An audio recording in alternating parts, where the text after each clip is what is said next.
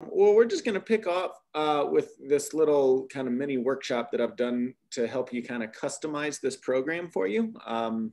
It's called 5 Easy Steps to Speak Spanish with Confidence. It's part of a book that I wrote that's on Amazon.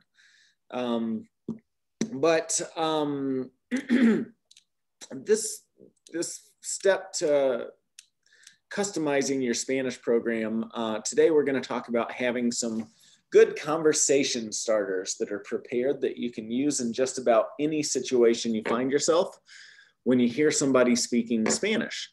So here's some conversation starters that I love, that I recommend that you can use in just about any of these situations, but feel free to kind of think of your own things that you would say, because we live in Denver where there's a lot of Spanish speakers. And to really become fluent in Spanish, you have to start speaking Spanish, right?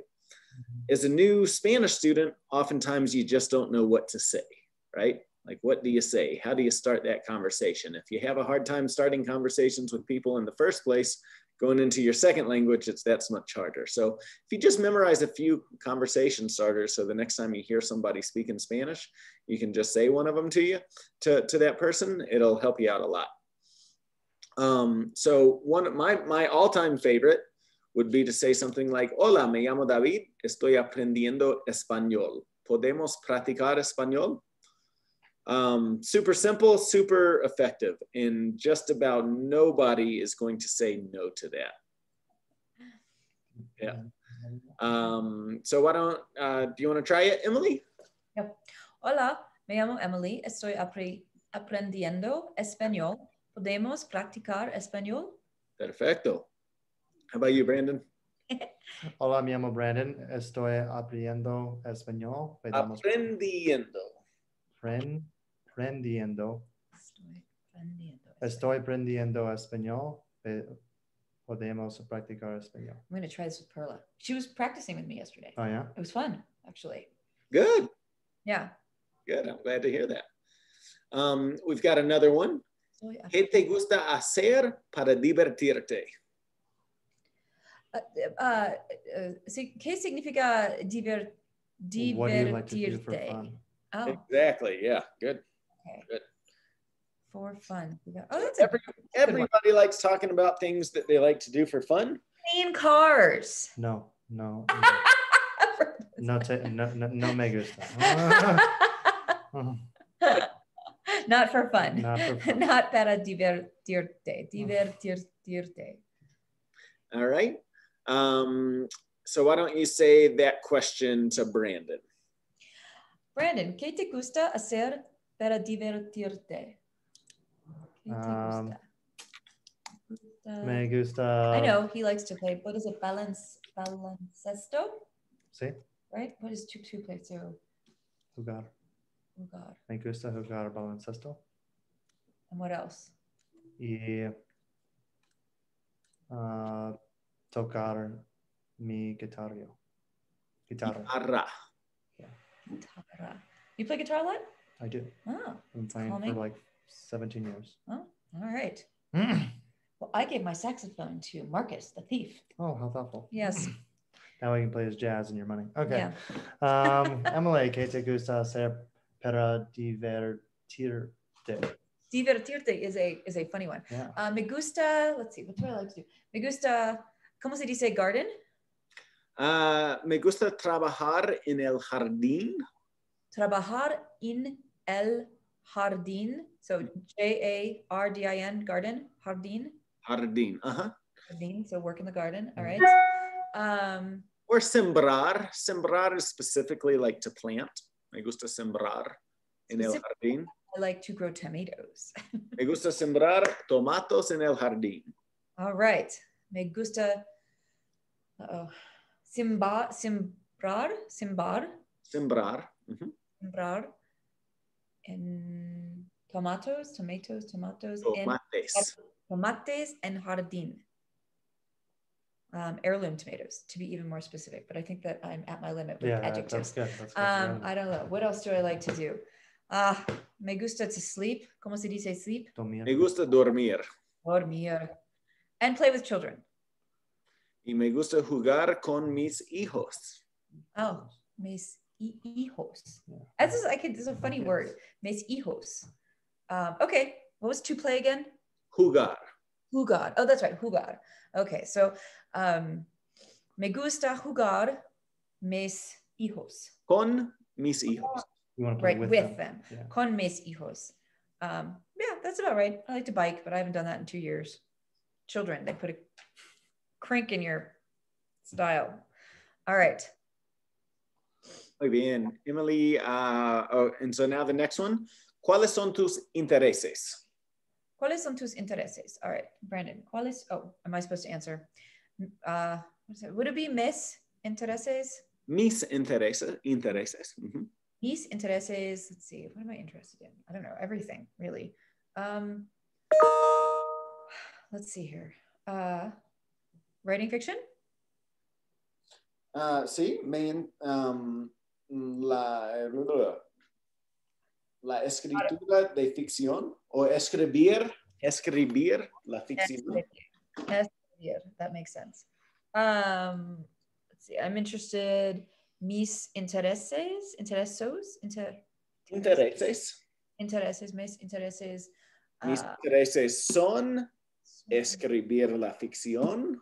Son escribir les ficción y I don't know, listening, ¿cómo se dice? Listening, it's escuchar. Escuchar jazz.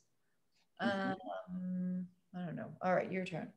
Brandon, ¿cuáles son tus intereses? Mis intereses.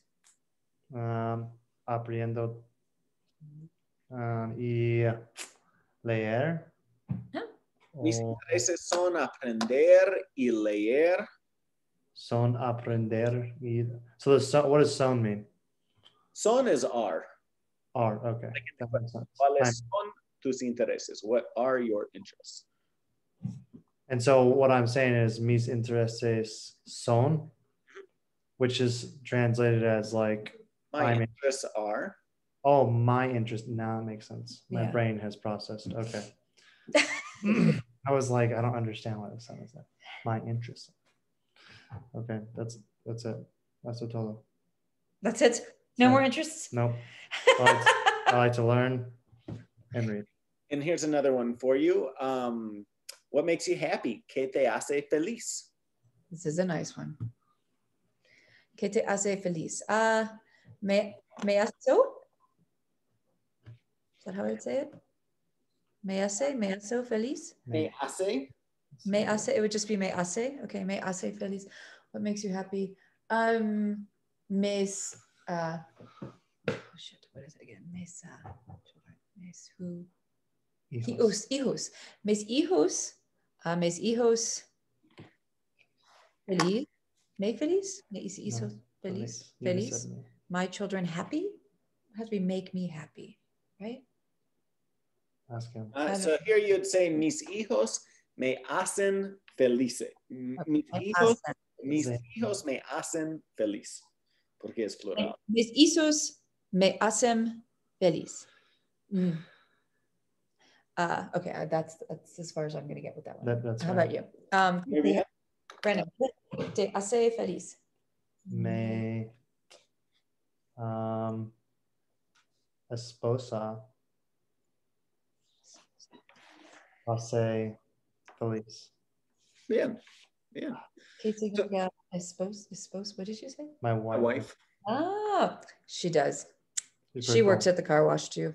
I can tell you that this is true. Muy bien.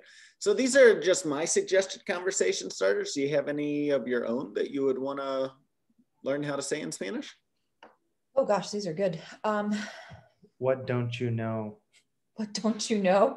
What don't you know? That sounds complicated. Well, yeah, it's like conocer, like, but I don't know how you'd say it, but that would be a question I would say at the car wash. What don't you know? Yeah, what don't you know? Like if I'm... How to do. What don't you know how to do? Yeah. For your job. But I would, because we talk about cars, so anytime we're doing something, a detail, the question is, what don't you know how to do? Okay. What don't you know? So you would say, ¿qué es lo que no sabes hacer?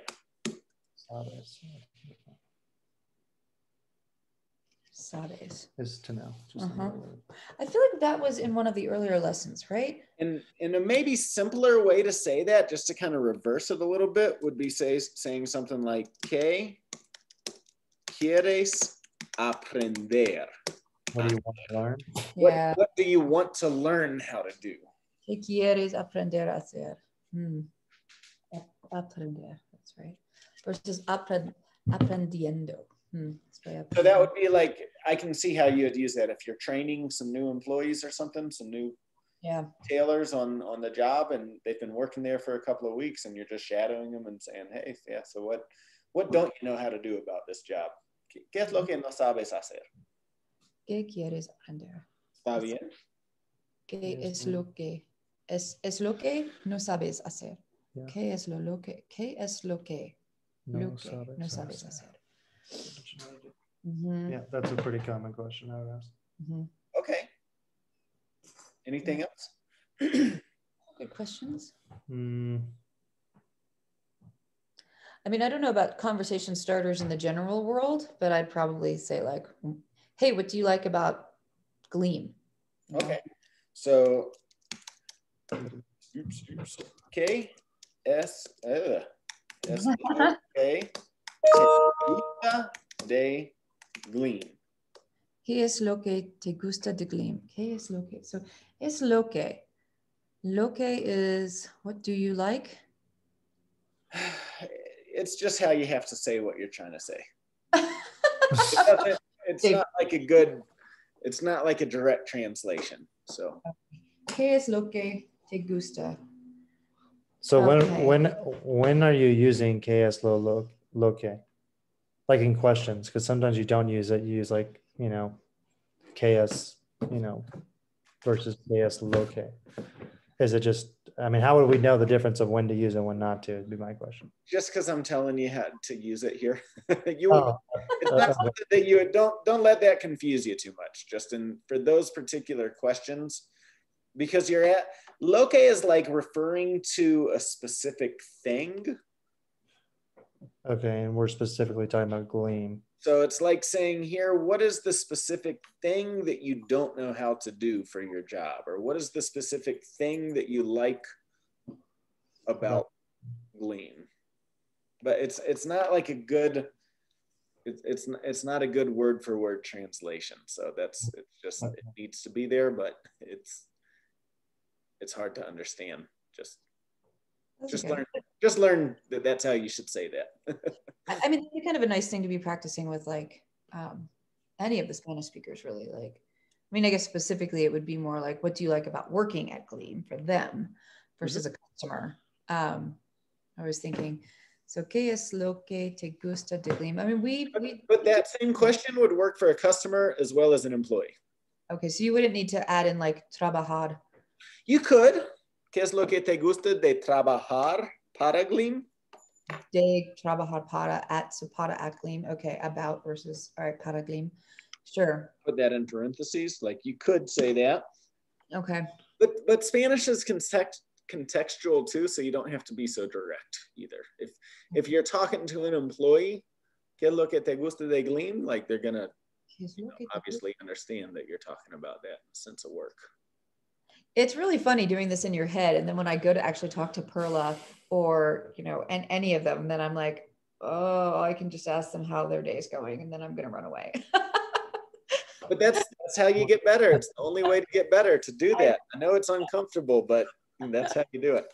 They just laugh at me. I was like trying to remember stuff. I was like, what was it? I was like, what was it? A table para dos. Mesa para dos, por favor. And I was like, I know that doesn't mean anything in this context. And they were like, crazy lady. Were you able to write those down? Yeah, we got them. A screenshot? Okay, cool. Yeah. Muy bien. So this next part is kind of the final part to your Spanish journal, which is just creating a section that's dedicated to some personal reflection, so that like, what you just said is like a perfect thing that you could write about. I don't know. I just like, for this type, when you have something as important as learning a language, but also something that is so complex, I like writing about it because it helps my head kind of wrap my thoughts around things, you know? So like what you just said, this would be a perfect thing to include in the personal reflection part of your journal. Like, oh, yesterday I tried to speak Spanish with the guys at work, but all I could remember from my Spanish class was to say, mesa para dos, por favor. And then I, you know, ran away. I know it wasn't like the right thing to say, but at least I was saying, but it'll like, I like writing about that stuff and kind of reflect, you know, it'll just give you some time to reflect on it. Talk about things that's, you know, working well for you and things that you wish you knew how to say, or write about that feeling of, you know, every time I, you know, feel like I can practice Spanish with somebody, I freeze up. And just to kind of help you get that out on paper so it's not all jumbled up in your head with you. For me, that's really helpful. Cool. So let's jump